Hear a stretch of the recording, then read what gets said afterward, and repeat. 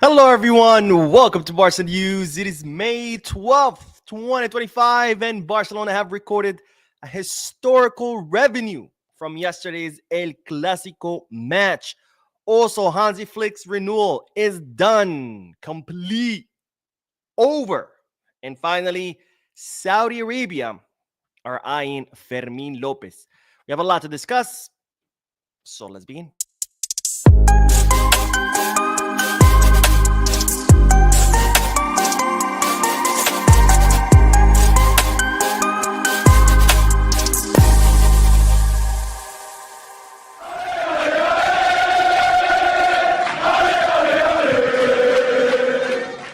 Hello, everyone. Welcome to the channel. My name is Mo, and this is the Barca News Live podcast, which is on every Mondays, Wednesdays, and Fridays, where not only we discuss Barcelona news, but where I also get to interact with you lovely people in the chat section by reading your comments, answering any questions, and getting the discussion going. For those of you who will be watching when the podcast ends, I will be putting timestamps in the description and chapters in the timeline in case you do want to skip through the discussion and get straight into the news. Having said all that, make sure to hit the like button, subscribe to the channel, drop a comment. All that helps the channel continue to grow. If you are looking for any Barcelona jerseys or merchandise, like this hat or the Travis Scott kit, make sure you head to Goal Kits, Kit Bag, or Fanatics. If you are looking to place any sports bets, you're feeling lucky, you want to make some money, you want to bet on the Espanyol match, make sure you head to Bet Us. All links are in the description. You click on them, get access to some pretty cool deals and offer. And I think if you click on the Bet Us link, you get a free $100. So not a bad deal whatsoever. Anyways, let's begin with the news because we do have to cover a lot of news. There's always a lot of news. But let's start with the first segment of this news. As usual, the first segment of this podcast are comprised of several bits of news combined together for the sake of brevity. Starting with yesterday's El Clasico match, where Barcelona once again defeated that small, mediocre club called Real Madrid 4-3.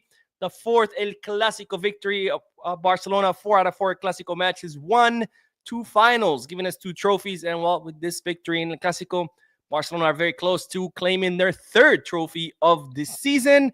And well, to make this news even better, the cherry on top is that Barcelona have recorded historical revenue because yesterday Barcelona made 14 million euros just from El Clasico match, making it the biggest revenue of a single match day in the history of the club. So that's the most Barcelona have made from one match in the entire 125 years of existence of Football Club Barcelona, or FC Barcelona. Now, to break down the 14 million euros, 7.6 million euros came from attendance. There were over 50,000 people in the stadium, with the tickets being pretty high as 1,250 euros. Very, very high for a football match, very high for a Barcelona match. But nonetheless, that brought in a total of 7.6 million euros, and the rest was brought in from a very high demand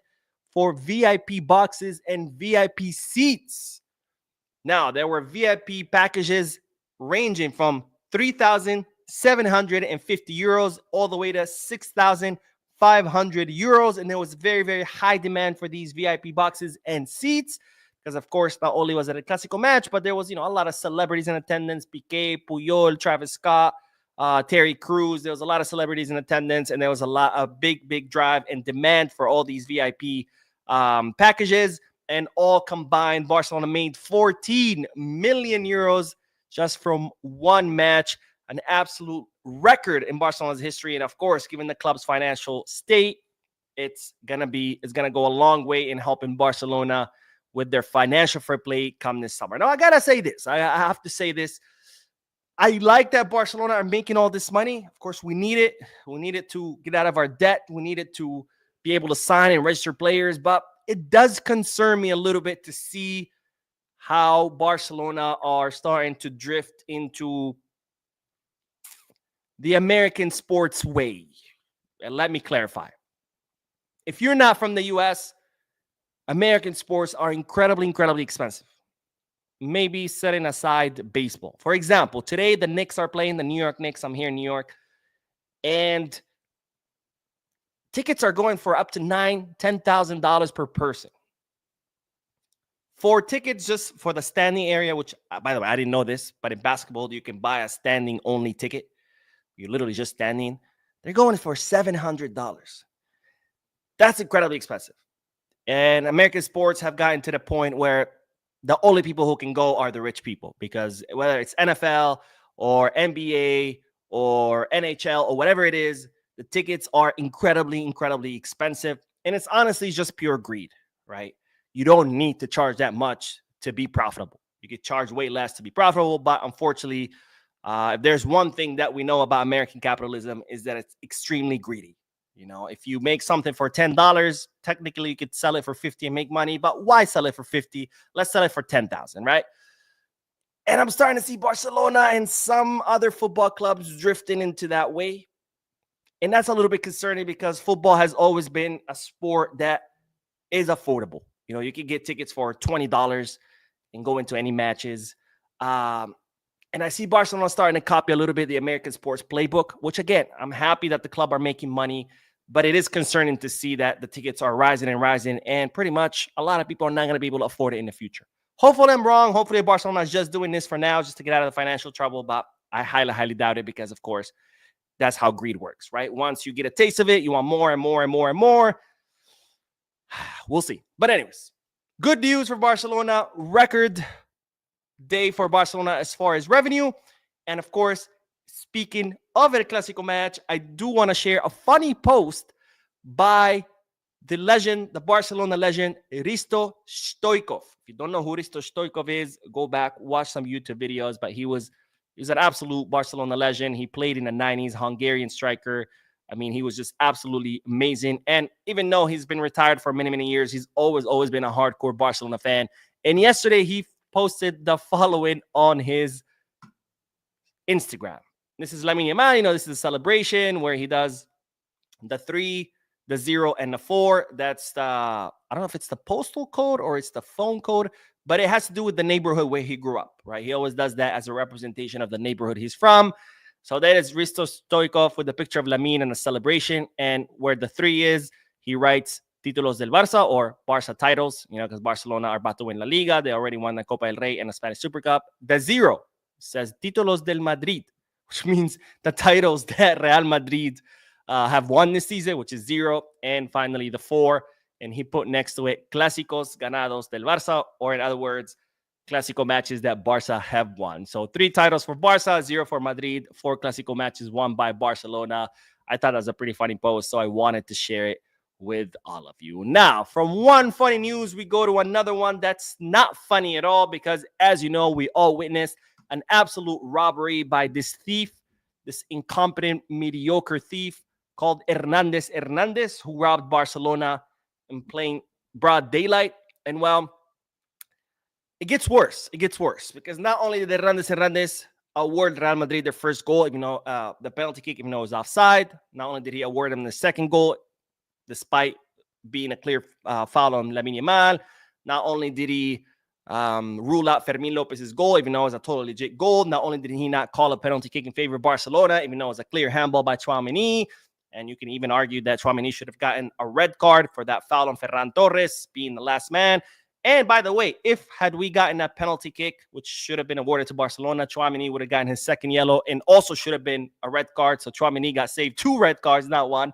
But anyways, despite all that controversy, it gets worse. It gets worse because it has been revealed that a day before El Clasico match, Hernandez met with Javier Tebas, with the committee of referees, and with Real Madrid through a virtual meeting the day before El Clasico match. Now, what was this meeting about? Well, as you know, there's been a big push this season to reform refereeing, to change things in La Liga, because everybody's seen that refereeing in La Liga is absolutely trash. It's mediocre. It's incompetent. These refs have no idea what the hell they're doing. And as a result, there was a big meeting where all La Liga clubs, first and second division, met with the committee of referees, met with the Liga, the Royal Spanish Football Federation. One big meeting where everybody attended. They discussed what's going on with the refereeing. They discussed what they think is wrong with the refereeing, and discussed possible solutions on how to fix this problem. The only club that didn't attend was Real Madrid. And what did Real Madrid do instead? They sent their own kind of like suggestions, because of course they're not looking to be part of the solution. They're not like looking to join other clubs and come up with a solution themselves. They want to implement their own changes because of course it's all about control. Madrid have always been in control of all the powerful bodies in football and in Spanish politics. If you don't know, Florentino Perez is the most powerful person in Spain. Not just that, it's a pretty common known thing in Spain that laws are passed at the Bernabeu. That's where all the political elites meet. That's where all the financial elites meet. And they discuss things. They decide laws. They decide business deals. I mean, Madrid as the city not only is the center of power, but so is the Bernabeu itself as a representation of that centralized power in Madrid, which is why when people come here and be like, oh, Negreira, Barcelona get favored, I just laugh because I'm like, you obviously have no idea how Spanish politics work. You have no idea about Spanish history. All you're telling me is that, well, you have two brain cells and they're both fighting for third place. But anyways, so of course, Madrid are not looking to be part of the solution with the rest of the clubs. They want control. They want to implement their own solutions. So Real Madrid alone met with the committee of referees, with the Royal Spanish Football Federation. Javier Tebas was in attendance, and with Hernandez a day before this match. And of course, my question to you is, if today would have been revealed that Barcelona met on their own with the referee that was going to ref that Clasico match and with Tebas and other people in power, what would the headlines read? Because we would be talking about this for the next 5 years. They would be scandal, Barcelona, they're rigging the competition, Barcelona, Negreira, blah, blah. But because it's Real Madrid who's doing it, no one even bats an eye. Not a single headline, not even 30 seconds on airtime. Hey, look what happened. Nobody cares because this is how it's always been. This is how it's always going to be. So again, for people who come here and try to tell me that somehow Barcelona are Barcelona or they get favored by referees or Negreira, my only response to them is your mom should have swallowed you because you're obviously too stupid to be alive. But anyways, let's move on to the last bit of news because guess what? The powers in Spain are not done. What Hernandez did yesterday was not enough, clearly, because Barcelona still won. And now it's been announced who's going to ref the match between Barcelona and Espanyol, the Catalan derby on Thursday, which is Barcelona win. We're officially La Liga champions. And it's no other than César Soto Grado, another Madridista. And again, my same question is, as always, are there no other referees? Why are we always getting César Soto Grado, Munuera, Hernandez, and Gil Manzano? Seems to be like the four most Madridista referees are always reffing Barcelona matches. Are there no other refs? Can we get other refs? Is that not a possibility? But anyways, it looks like Barcelona are going to have to be, once again, extra cautious on Thursday. They're going to have to come out with overwhelming force and play to the point where they have to win by a big margin and hope that the refereeing mistakes don't affect the results. All right, let's start with the comment section, and then we are going to talk about Hansi Flick because we do have good news, ladies and gentlemen. All right, let's see. Delmore Davis with the cup. Let's go. Morgan says, hey, Mo, hope all is well. Can't wait for Sunday to be champions. It's actually Thursday. Thursday is the derby against Espanyol. If Barcelona win, we're automatically champions. But we don't just have to win there. If we win any of the three matches, the left, Espanyol, Villarreal, or Athletic Club Bilbao, just one victory would make us champions. So we could lose 2 out of those 3. As long as we win 1, we're champions. Or we could draw 2 matches and then the third one lose it and we'd still be champions. Or if Real Madrid lose their next match, it doesn't matter what Barcelona do, we would still be champions. So it's Thursday. The derby's on Thursday. Of course, hopefully Barcelona will go out there. We win, repeat history, because once again, we would win a La Liga match against Espanyol in their own stadium, which is absolutely hilarious because, well, F Espanyol. But that's hopefully that's what will happen. But again, Barcelona is going to have to be very careful because Cesar Sotorado has been assigned to that match. And Rex says, good morning, Mo. Greetings from Lagos, Nigeria. It's 12:50 a.m. Tuesday. Well, thank you, my friend, for watching the podcast so late. I hope I'm not affecting your sleep schedule. If I am, please turn this off. Go to sleep. Sleep is very important. You can always watch this live once it's over. And plus, there'll be chapters. You can always just head straight into the news.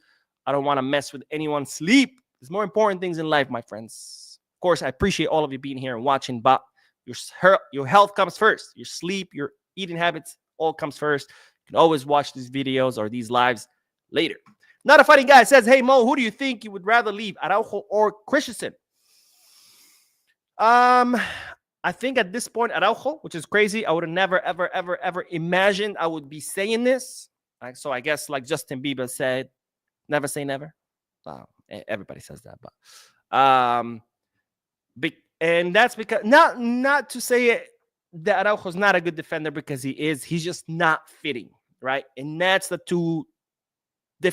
two different things, right? Because people are quick to say when someone's not fitting, oh, he's trash, he's garbage, he doesn't know what he's doing, and that's not the case. I mean, Araujo's not trash, Araujo's not garbage. Araujo's one of the best defenders in Europe. That's clear. But in Barcelona, he's not fitting. And therefore, I think I would rather Araujo leave.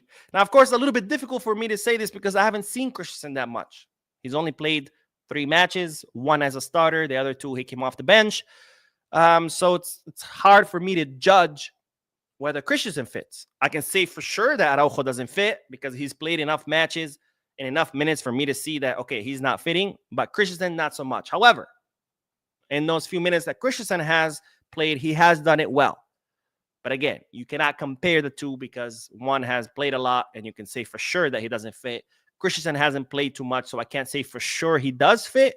But from what I've seen so far, he does look like a better fit than Araujo. So I would rather Christensen stay and Araujo leave. Because Araujo, we can make more money off him, right? His release clause is 65 million euros during the first 15 days of the summer transfer market. So if we would sell Christensen, we could probably get 20, maybe 30 max.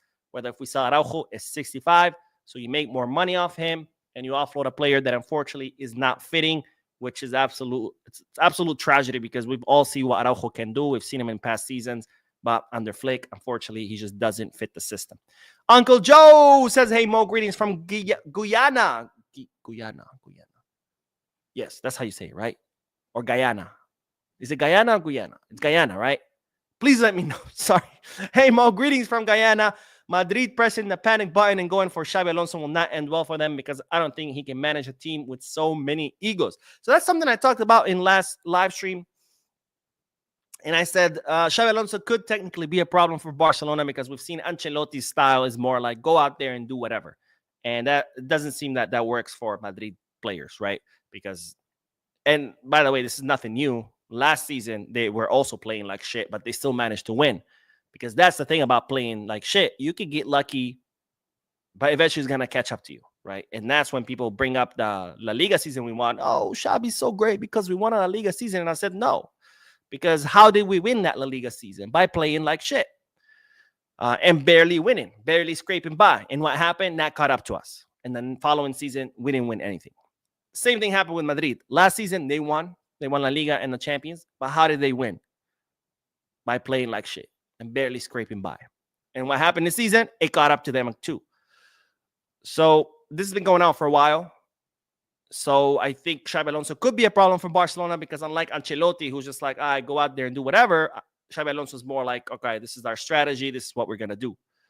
And given how good or given how many talented players Madrid has, that could be a problem if those players come under the right coach. However, regardless of who the coach is, Madrid still have a big problem. And it's they have too many divas in their locker room.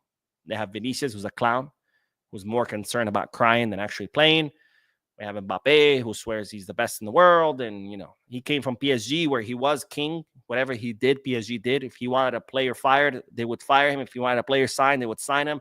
And whatever money he wanted, they paid him, right? So you have a spoiled player, Mbappe, a diva who's Vinicius, Jude Bellingham, who supposedly was the English gentleman. I'm sorry, but I haven't seen any gentlemanly-like behavior from him.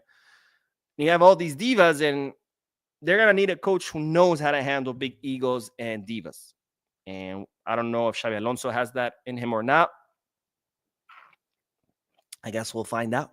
But anyways, let's get back to the news, because speaking of coaches, since we just mentioned Ancelotti and Xabi Alonso, we do have good news, because, ladies and gentlemen, Hansi Flick, the best signing of the Joan Laporta era, or the second Joan Laporta era, has completed his renewal with Barcelona. Now, Flick signed only for 2 seasons until 2026, so he would have been entering his last season during this once the next season starts. And well, yesterday, after a Clasico victory, Hansi Flick went out to dinner with Pini Zahavi, his agent, who's also Lewandowski's agent, and Dani Rodriguez's agent, who's also a very close friend of Joan Laporta. And by the way, same agent who Marcus Rashford just hired. Why? Because Marcus Rashford wants to come to Barcelona, and he knows one good way to arrive in Barcelona is, well, through Pini Zahavi. Because again, Pini Zahavi, very close friend of Joan Laporta. They used to have business deals together, and represents, Flick and Lewandowski. So Marcus Rashford hired him because he is eager to come to Barcelona. But anyways, that's not the news. I don't want to get distracted. But Hansi Flick went out to dinner, was seen having dinner with Pini Zahavi at a very famous restaurant in Barcelona called Botafumeiro. I think that's how you say it. And well, later on, Joan Laporta joined them, and he celebrated with them the good news, which is that Hansi Flick had agreed to all the terms that Barcelona had laid out for him during his contract. Now, these negotiations have been going on for, I think, a couple of weeks, maybe 3 weeks. Pini Zahavi had been laying down the groundwork with Barcelona, going back and forth, negotiating. And well, yesterday during the dinner, Pini Zahavi presented the terms to Flick. Flick said, let's do it, sign me up. And then Laporta joined them, and they all celebrated together. So the agreement is in place. All parties are happy. Everybody's happy with the terms. Everything's done. The only thing is, of course, the only thing left is officially announcing it, which, if Barcelona clinch La Liga on Thursday against Espanyol, I'm guessing the announcement will follow then, because, of course, Flick wants everyone fully focused on La Liga race, not on his renewal. So if we clinch La Liga race, I think the season is over pretty much. So I think that's when the announcement will be followed. But announcement or not, the renewal is done, and Hansi Flick has renewed until 2027, because, of course, Hansi Flick wants to do short-term renewals. Why? Because at 60 years old, he doesn't want to commit to a long contract. As he said before, eventually he wants to retire, spend time with his grandkids, spend time with his family. So he only wants to do short-term renewals. Plus, he also wants to do it where, he wants to do it based on his work, right? If I do great this season, maybe renew for one more. If I do great next season, maybe renew for one more, versus committing to 5 years. And then after 2 seasons, all of a sudden things are not working out. Now you're stuck. And then now you have to get fired. Kind of like what happened with Pep. He goes and renews, and then boom, Manchester City just completely collapses. But anyways, that is the news. Good news. Flick will stay with Barcelona until the summer of 2027. We'll see whether he renews past that. But at least we'll get him for 2 more seasons. By far the best signing under Joan Laporta second term. Of course, the first term, he also brought us good signings. But anyways, Uncle Joe is where we left off. Bisca Michael says, hey, Mo, which of the Travis Scott collection pieces did you get? I think the 1899 Travis Scott hat would suit you. None, honestly, because, I don't know, I wasn't a fan of the collection. And as far as the jersey, I was not going to spend 400 euros on a jersey that says Cactus Jack. I like Travis Scott as an artist, but I'm not that much of a fan where I'm like, ooh, I'm going to go spend 400 euros on a jersey that doesn't even have his name on it. It has his label. I think it'd be very difficult for me to spend that much, justify that big spending on a kit. But I didn't get anything. Some of you know the story. I'm actually suing Travis Scott and his label, Cactus Jack. Obviously not me. My client is. I'm representing him for something that happened here in New York City. His security guard pretty much assaulted this guy. No reason. There's video of it. My client is literally just standing there talking to someone, and there comes the bodyguard of Cactus Jack and just punches him. They don't exchange words, nothing. The guy is talking, but breaks his jaw, has to get surgery. They have to wire shut his jaw. He's on a liquid diet for 3 months. Then had to get a second surgery to remove all the wire, the metal. everything. And then till this day, even though this happened back in the summer, back in August, till this day, his bottom jaw is completely numb. His jaw gets stuck all the time. It clicks. His tongue is numb. It's a total mess, like completely uncalled for. But here's a kicker. This happens a lot. Travis Scott's security team is known for doing this. They just love to jump people for no reason. There's been a lot of lawsuits for it. And he continues to roll with the same people. And it's like, bro, if you're seeing the guys around you are doing these kind of things, get yourself a new security team. I'm pretty sure he can afford any security team in the world. Why are you hiring these deadbeats who are just out there beating people up? Because they're not going to pay for any of the damages. It's going to come out of Travis Scott's pocket. So it's like you have to be careful who you surround yourself with, because the people who you surround yourself with could be liabilities. And that's not the kind of people you want to surround yourself with. You want to surround yourself with people who uplift you, who support you, who encourage you, who help you, and together you can move forward, not people who drag you down and get you caught up in lawsuits because they're just idiots out there causing problems. But anyways, Rex says, Araujo, pack your bags and go. Thanks for your service, but we're tired of disgracing us from receiving a rubbish red card against PSG to truncate our hope that season 2, making 2 terrible mistakes at Inter. And Shamar James says, Ronald Araujo, you did a lot for Barca in the past, but it's time to go. Hey, Mo, do you think if we buy Nico, Barca should give him the number 10 or let Yamal wear the... No, you can't give Nico Williams the number 10. The number 10 is reserved for one person and one person only, and his name is Lamine freaking Yamal. And Klaus, my man Klaus, is always good to see you in the comment section. Says, football was for the working class, the everyday man, but now is for the greedy. Exactly. Actually, there's more to it. When football was first started in England, it was actually for the rich, for the wealthy class. Only the wealthy people played it, and it was called soccer. Shocker. People are always like, it's called football. Actually, no. When the sport started, it was called soccer. And then when the working man started playing, the working class started calling it football on purpose. Kind of like to try to co-opt the sport, to kind of like a big FU to the elites. Like, we could play the sport too, and we're not going to call it soccer. We're going to call it football. And that's how eventually the sport evolved into being a working man sport, and it started being called football. But soccer is still correct name. So for people who love to be like, oh, it's called football, not soccer, wrong. It's called both, soccer or football. Sean says, good night all. I remember when Flick was named Barca coach last year, many Madrid fans was laughing at Barca, saying we hire a coach who failed with Germany.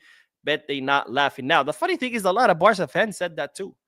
I used to read all the comments all the time. Well, he failed with Germany. And I'm like, yeah. So national team and club football are two different animals, completely two different animals. And just because you succeed with clubs doesn't mean you're going to succeed with national. Same thing. Just because you succeed with national doesn't mean you're going to succeed with club. Just because you fail with one doesn't mean you're going to fail with the other, because they're completely two different animals. Club football, you get to choose your players. You get to sign players. You get to choose your players. National, you're stuck with whatever nationalities, the players' nationalities, right? You cannot go bring a Brazilian to play for Germany unless he has dual citizenship, of course. Also, club football, you're there with them every single day. So you can implement your philosophy. You can implement your strategy. National football, national team, you see them once every 2 months, every 3 months. It becomes a little bit more difficult to implement your vision. And then there's, of course, being able to manage matches, right? Club football, it's year long. You know, you have to be able to manage your players, their injuries, etc. You can afford to make mistakes because the season is long, where national, the tournaments are always very short. So, you know, one player gets injured, now you're screwed. You know, in the World Cup, if a player gets injured for 2 weeks, you're done, because the tournament is only like 28 days. In the league, your player gets injured 2 weeks. That's actually good news. 2 weeks is nothing, right? It's when he tears his ACL, and now you're like, all right, now he's out for the whole season. So two different animals. You can't really compare one to the other. And let's not forget, there's only 2 coaches in the history of football that have won a sextuple: Pep and Flick. All right, let's get back to the news, because, ladies and gentlemen, we do have to talk about Fermin Lopez, our youngster, who many people say he's overrated. How? I don't know. How do you reach that conclusion? I have no idea. But Fermin Lopez, who has been impressing, not just this season, by the way. He started impressing during the second half of last season under Xavi Hernandez. I think he had a great second half of the season. He impressed during the Olympics, winning Olympic gold with Spain alongside Pau Cubarsí and Eddie Garcia. And he's been impressing all this season, despite not getting many minutes, despite not getting many starts. Every time Fermin Lopez comes off the bench, he makes an impact on the match. He helps the team. And yesterday, it's an absolute shame that his totally legit goal was not allowed, even though it was clear that, yes, it did touch his ball. But the only one who benefited from Fermin Lopez's handball was Valverde, because it was thanks to Fermin Lopez's handball is that Valverde regains control of the ball. And right there, new play. But then Fermin has to steal it back because he lost control of it, steals it back, dribbles a bunch of people, scores a beautiful goal, and it's ruled handball, even though it wasn't. Completely new play. And again, where's the advantage of that handball?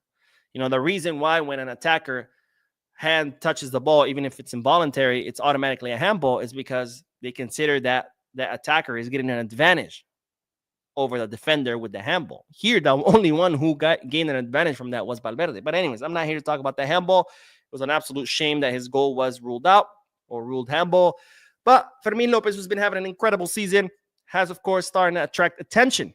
Now, he has been attracting attention in the Premier, in La Liga, and now there is a new admirer, and that's Saudi Arabia. By the way, the reason why we always talk about Saudi Arabia versus specific clubs, because the way their league functions is they have a fund for all clubs, and it's the fund that signs players, and then they distribute them. That's kind of how it works. So that's why, like, for example, if we talk about player, Manchester United are interested in them. We don't want to say Premier League is interested in them. We say Manchester United or Arsenal. Because when Saudi, it's more like Saudi are interested because it's the fund that signs the players and distributes them. Very weird. But anyways, Saudi Arabia are very interested in signing Fermin Lopez, and they are willing to offer him an 11 million euro per season salary, which is, of course, more than double than what he earns currently in Barcelona. It's a salary that Barcelona would not ever be able to afford to pay him. So, of course, this is a move to try to lure him away with money, because now Saudi have implemented a new plan. First, their plan was sign retired Finnish players, and they've noticed that doesn't necessarily work. You know, Neymar played like 46 minutes, ended up making like 100 million, and then was like, all right, bye, thanks for the money. Penaldo hasn't done really anything. He scores a lot of goals, but who cares? I score a lot of goals in my Sunday league. Doesn't make me better than Messi. And so now their new strategy is not only sign Finnish players, but also sign young and upcoming players, like our academy midfielder. What's his name? I already forgot his name. Anyways, they'll come back to me. And also players who are, in between, like Fermin Lopez, right? Because they wanna improve their league, and just bringing old players is not going to do it. So they're willing to offer him a lot of money. Of course, Fermin Lopez is not looking to leave. He wants to stay in Barcelona. Barcelona are not interested in selling unless Saudi makes some crazy deal, crazy number, like 60 million or up. Then they would consider it. Doesn't mean they would sell him. They would have to think about it. They're like, okay, 60 million. What are the pros? What are the cons? So doesn't look like Fermin Lopez could go to Saudi, but of course, money does change people's minds. Hopefully that's not the case, because I would hate to see Fermin Lopez leave. But for now, Fermin is looking to stay put. Barcelona are not interested in selling, and Saudi are there trying to lure him away with money, which, of course, as I've always said, I think when young players make a move like that, whether it be the Saudi or the MLS or the J League or whatever, I think it's a shame, because they're pretty much ruining their career. And sure, the money sounds amazing, but it's not like these players are not earning anything. It's not like Fermin Lopez is playing for Barca for free and then he's going to go make 11 million in Saudi. Of course, anybody would take that deal. If I was making nothing and then someone offers me 11 million, sure. These players are still earning 5, 6, 7 million euros. Now, sure, 11 million is 4 or 5 million euros more, but again, you're still making a lot of money. And at a certain point, and this is, by the way, has been proven through studies, the more money you make, the happier you are up until a certain point. In the US, I think it's calculated at 116,000 a year. And after that, the more money you make doesn't really affect your happiness, right? Because your basic needs are met. You can afford your house, your bills, your food. Probably still have extra cash to go out and eat out, travel, whatever.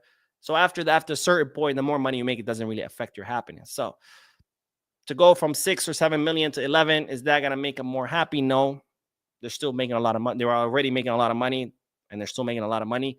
So then it becomes more about like, what are you really looking to get out of your legacy? What are you really looking to get out of your career? And going to Saudi, you're not gonna do anything, right? You're not gonna go into enter the history books for playing in Saudi, right? So at the end of the day, you have to ask yourself, okay, I'm making a lot of money. Sure, I can make more, but what's the end goal? Is it just to keep making more and more money?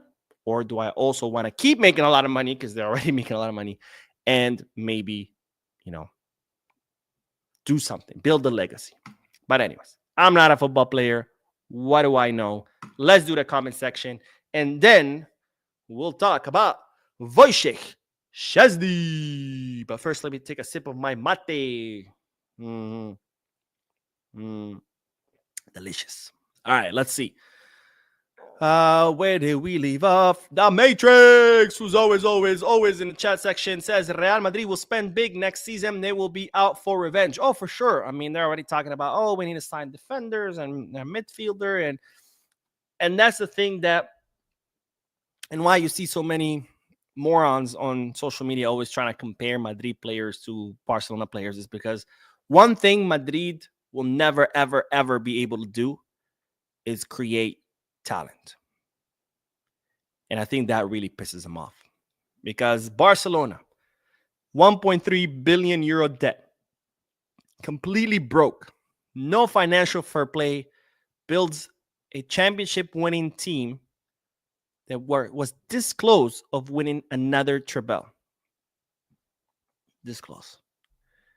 And they did it with their academy. Cost us nothing. Zero. Amin, Cuarci, Valde, Gabi, Fermin,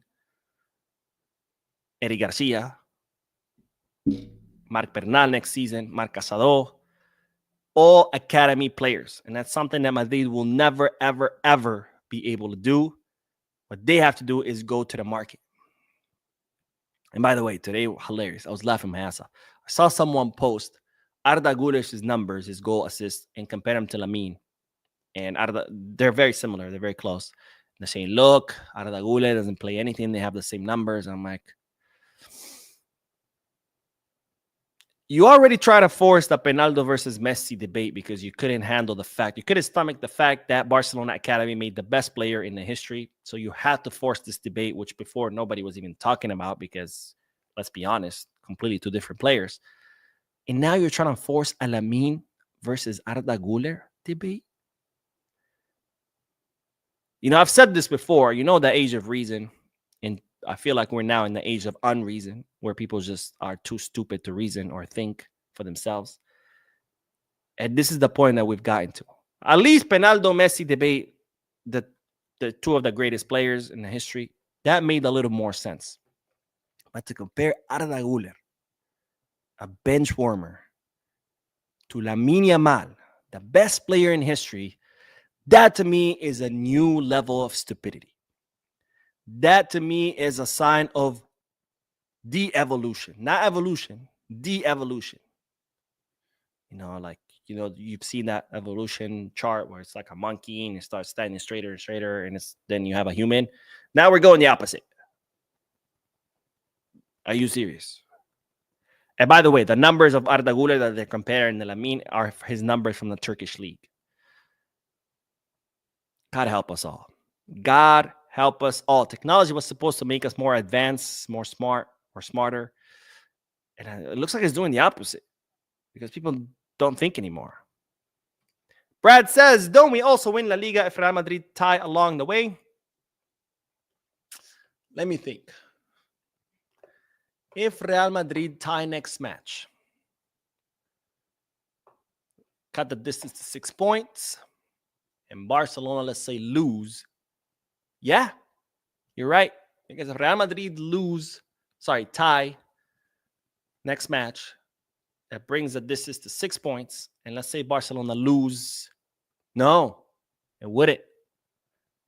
Because they would still be able to make a comeback if they win the last 2 matches. Actually, no, you're right. Wow, math is failing me.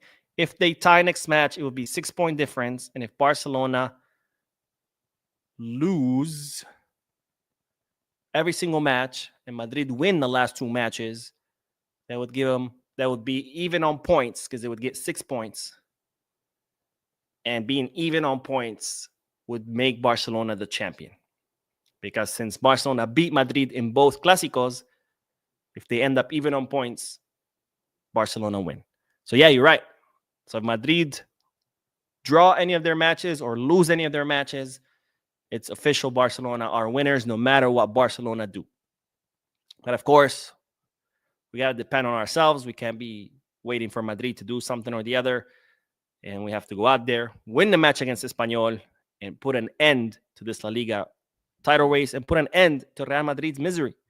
But anyways, let's get back to the news. Damn, these podcasts are getting longer and longer. God bless you guys for just sitting there and listening to me blab on for so long. Thank you for doing that. But let's talk about our goalkeeper, Wojciech Szczesny. Wojciech Szczesny, who was seen tearing up after yesterday's El Clasico match. He was very, very emotional after Barcelona's victory. I think part of it was because he was happy, of course, for winning. But I think another part, he also felt guilty because there was that penalty kick against Mbappe. Stupid mistake by Szczesny. I mean, the way he comes out, tries to tackle. I mean, he should have dove for it. And maybe he would have still caused the penalty. But a dive made a lot more sure than the half tackle that he did. He didn't even do a full tackle. It was kind of like hesitated and did a half tackle. But anyways, and plus he didn't really stop much of anything after that. I think he had one stop and that's it. I think he felt a little bit guilty. But after the match, Wojciech Szczesny did confirm that Barcelona have offered him a contract renewal. Now, this is what the Polish goalkeeper had to say in the post-match interview that he did. I will not hide that I have an offer to continue at Barcelona for 2 more years. That to me was surprising because as far as I knew, Barcelona were trying to add another year. Well, 1+1, like a year plus an optional second if he meets certain criteria or if they decide to renew it. Or maybe that's what he means by 2 years. Maybe he means a 1+1 contract. But anyways, I will not hide that I have an offer to continue at Barcelona for 2 more years. They have already presented it to me, but I have asked for time. I need to decide with my family what is best for all of us. My wife will be the one to make the decision, whether we stay or go to Marbella to play golf. I owe it to her to decide this together, and we have not done that yet. She makes most of the decisions, and I am not ashamed of it. I used to make the football calls as a professional, but this is a unique situation. We all agreed I would come for a year to fulfill our dream and then return to golf. Honestly, I do not know what will happen, and I say that sincerely. We will decide this month because we need to sort out logistics, such as schools or moving, depending on what we choose. As of now, nothing is certain. We are thinking about it. I was retired, and now I find myself in this situation. It may seem strange since Inter knocked us out, but this Barca team is the best in the world right now. What these young players are doing is incredible and deserves recognition. It is a shame we cannot win everything, but we came close and have built something very important for the future. So Wojciech Szczesny confirming that Barcelona have indeed made him an offer for a contract renewal, a 2-year contract renewal. And the surprising thing about it not is that Barcelona have made him an offer. We've known that. I've reported about it multiple times that Barcelona want to renew him and that they made him the offer. The surprising thing is saying that he doesn't know. He doesn't know if he's going to accept it or if he's going to retire because, of course, he wants to consult that with his wife, which is pretty admirable because, of course, I imagine up until this point, all the decisions he made and his wife just had to, accept it and move with him, move countries, move cities, which is never easy, following him around throughout his footballing career. And now that he's done, he's probably like, all right, you sacrificed all those years following me around all over Europe. Now it's your turn. You're going to make the decision. And they had decided that they would retire, go to Marbella. And then he's like, wait, never mind. I'm sorry. I know I said it's your turn. But I'm going to go to play Barcelona just 1 year, okay? Just 1 year. And then I promise, we're going to Marbella. And she's like, okay, fine. And then he comes to Barcelona. And he's like, actually, they just offered me 2 more years. So you can imagine how that conversation went. So, of course, he's leaving it up to decision to his wife to see what she decides. We'll see. I guess there's nothing decided. That was a surprising thing to me. I thought that it was a done deal, that he's going to say yes and he stay. But, of course, he's taking into consideration his family, which is what every man should do. You should never, ever, ever make decisions on your own. You should always, always consult your family, because guess what? Your decisions affects them too. And if you don't want to have to make decisions and consider them with someone else, pretty easy. Stay single, my friend. If you're single, you can make all the decisions you want. They won't affect anyone. But when you're someone, you have to take them into consideration. Anyways, that is all that you use for this podcast. So let's do comments, and then we will end this. And of course, later tonight, there'll be a news video, because there's always more news. Kofi, the life coach. All right. Coach me, please. I need some life advice. Says this Frankie guy is overhyped. He makes mistakes that always leads to goals from West Africa, Ghana. I don't think he's overhyped. I think he is good. He's just inconsistent. And that's my problem with Frankie. He can either give you amazing matches or he can completely disappear. And that's concerning for how much money we paid for his transfer, how much money we pay him in salary.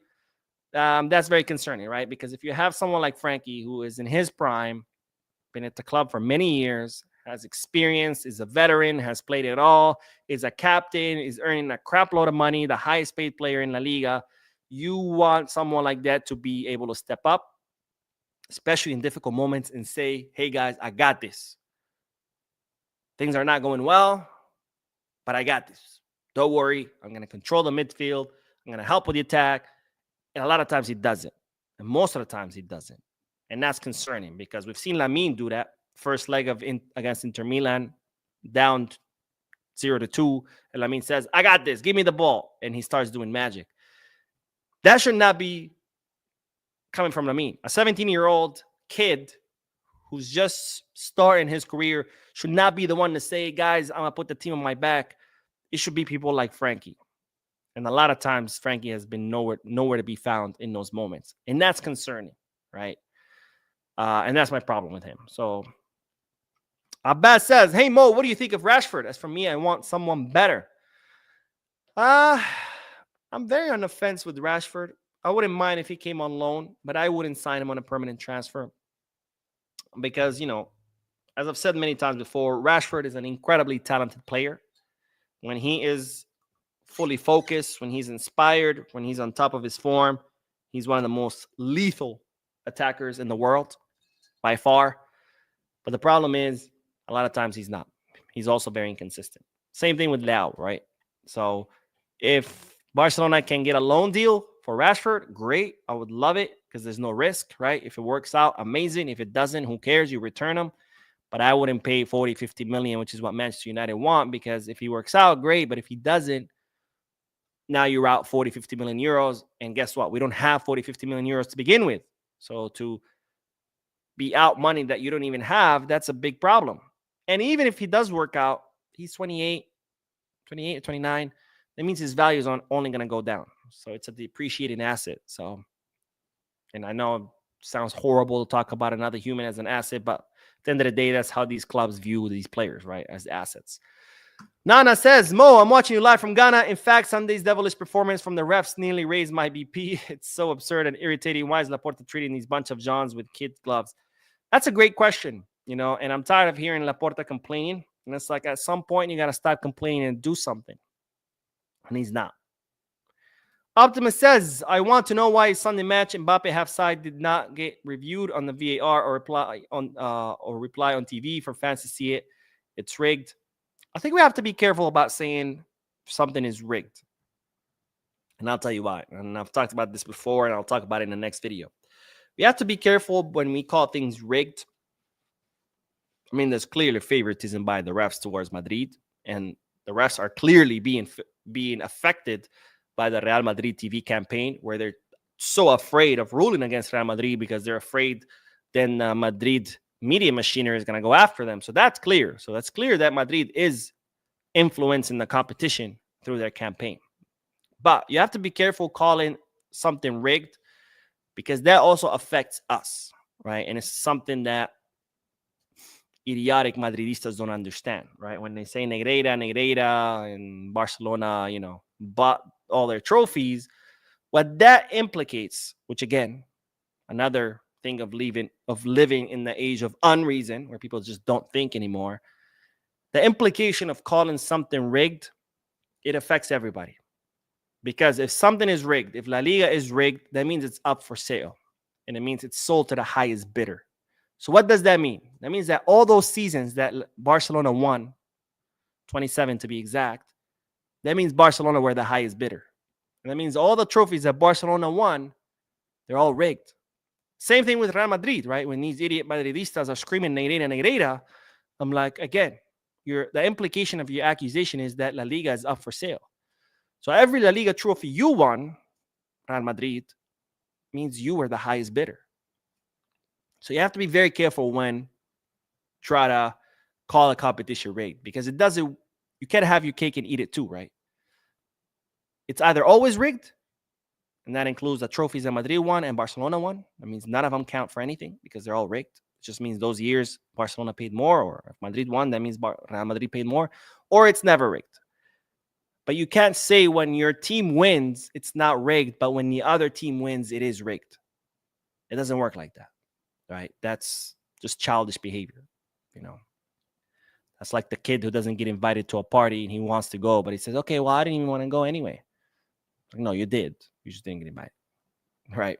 It's kind of like with the whole World Cup situation. People just cannot handle, because I feel like, I don't know if this always been the case or social media brought it to light, or if it's something new, but I feel like we live in a time where people just were never taught responsibility, and they were never taught how to deal with bad situations. So what do they do is they try to justify it. Instead of just admitting, hey, I got fired because I'm a shitty employee. No, it's like, I got fired because the manager hates me, or I got fired because the manager's a hater, or hey, I got an F on my exam because I didn't study. No. I got an F because my teacher hates me. And it's like the same thing with sports, right? It's not that, hey, Messi won. Sucks. I don't like Messi. He won. No. If the World Cup is rigged. But if Ronaldo had won, the World Cup is fair. Anyways. Oh my God, we had donations and I completely missed them. I'm so sorry, guys. But Richard, thank you so much, my friend, for your generosity. He says, Mo, did you hear that the board plan to address the refs issue after the season? Thanks for the videos. Bisca Barca. I'll talk about that in my second video. I don't want to get ahead of myself or of my video. But yes, I did hear that. And thank you. Thank you, my friend, for your donation and for always being so generous and for always supporting the channel. And Edwin K, also with an incredibly generous donation, says, thoughts on Eric playing as our permanent backup right back next year? Maybe help us focus on signing either left back, left wing, etc. So the matter of the fullbacks is, the plan right now is to find a fullback who can play on both sides. That way we don't have to sign both a right back and a left back, right? Since there's no money, there's no financial fair play, the idea is to bring someone that can play on both sides, and that way you sign one player instead of two. As far as Eric, and this might be a little bit of a big, bold statement, but I envision that the future two starting center backs will be Cubarsí and Eric. Why do I say that? Is Eric Cubarsí pairing better than Iñigo Cubarsí? I don't think so, but Iñigo is 33. So Iñigo is not going to be around for too long. And Barcelona, I don't mean life-wise. Hopefully he'll live a very, very long, healthy life. Christensen is also 28 or 29. So he's not going to be around forever.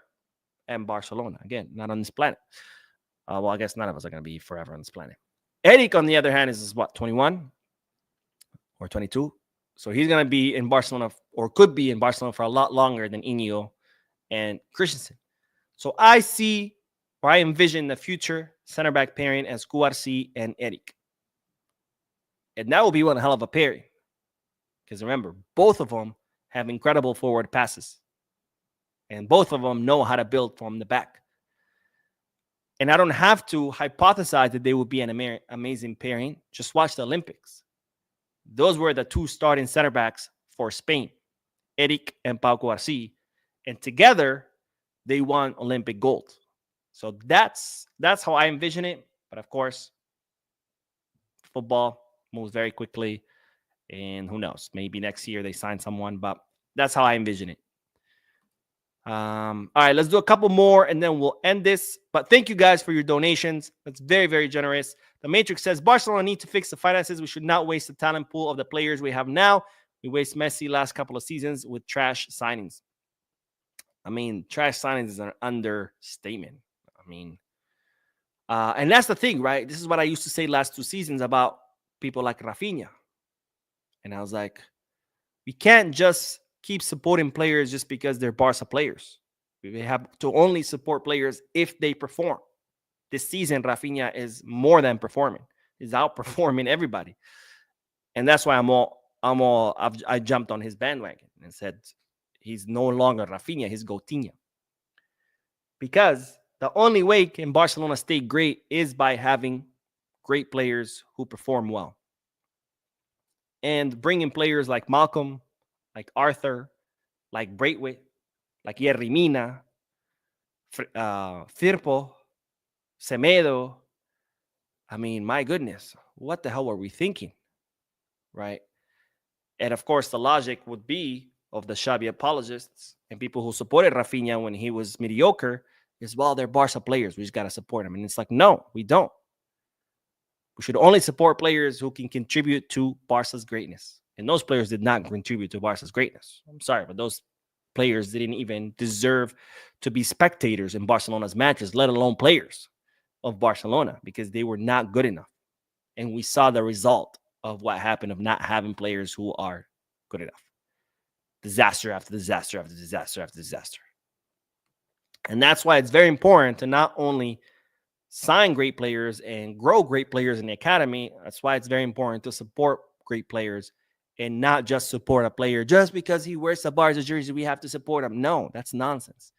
If he's doing great, we support him. If he's not doing great, you say, hey, you need to do better. And if they can't do better, hey, there's the door. Get out. And that goes for everybody, not just players, coaches, presidents, board of directors, because that's the only way does Barcelona stay great. Barcelona didn't become great out of thin air. Barcelona became great because great people came to the club and did great things. And the only way the club stays great is for more great people to come and continue doing great things. Otherwise, it becomes a mediocre club, which is what we were for many years, mediocre club, because we had mediocre players. We had mediocre coaches. We had mediocre president and board of director. So just the way you have to work to become great, you also have to work to stay great. So no, you don't just support a player for wearing the Barca jersey. You support a player if he's doing great. And if not, there's a door. Someone else can come and do a great job. You think Apple or Microsoft or Tesla or whatever have engineers who are underperformers and they're like, it's okay. You're an Apple employee, so I'm going to support you no matter what. No, your ass gets fired. It gets replaced by an engineer who can actually live up to the expectations. And that's how it should work at Barcelona if we intend on remaining a great club. Nima S says, hi, Mo, any update on weather? On the weather? It's pretty sunny, or it was sunny. It's dark now. Just kidding. Marciniak will still be UCL final ref. Also, has there been enough backlash towards La Liga refereeing since yesterday? Because I've seen none. Culés talk about it on YouTube. I mean, I don't know about Marciniak because it hasn't been chosen yet, but he is being considered, which is an absolute travesty that you would reward such a moron with something as big as a final. As far as backlash in La Liga, I mean, yeah, people are talking about it, but until the clubs don't do anything, nothing's going to change. Until Barcelona come out and say, okay, enough is enough, and we're going to do something about it and have other clubs join them, because guess what? Barcelona are not the only club that have been robbed this season. There have been a long, long list of clubs that have been robbed by refs this season. Celta, remember that clear penalty that, what's the Ukrainian goalkeeper for Real Madrid commits? Takes down the player, and Madrid recover the ball and ends up being goal. I mean, there's been a long list. And until Barcelona can bring those clubs together and say, you know what, we're tired of this BS, and do something about it, nothing's going to change. We can all talk about it all we want, but until there's action, nothing is going to change. But anyways, that is all, ladies and gentlemen. Oh my God, we're coming up on the hour. This is officially my longest podcast ever. Thank you guys. Thank you for sitting there and listening to me blab for a whole hour. Thank you for your donations, your likes, your comments, subscriptions. And if you haven't done any of that, if you haven't hit the like button yet, make sure you do. If you haven't subscribed, make sure you do. If you haven't commented yet, make sure you do. I would love to hear your comments. I know I've been a little bit bad about replying to comments lately, but trust me, I still read them. I just sometimes, with my schedule being crazy at work, I don't have time to reply, but I still read your comments. So please drop the comment. Let me know what you think. I want to hear what you guys have to say. And with that, we'll end this. I will be posting another video later tonight, so stay tuned to the channel. I will see you in that video. And as always, Visca Barça.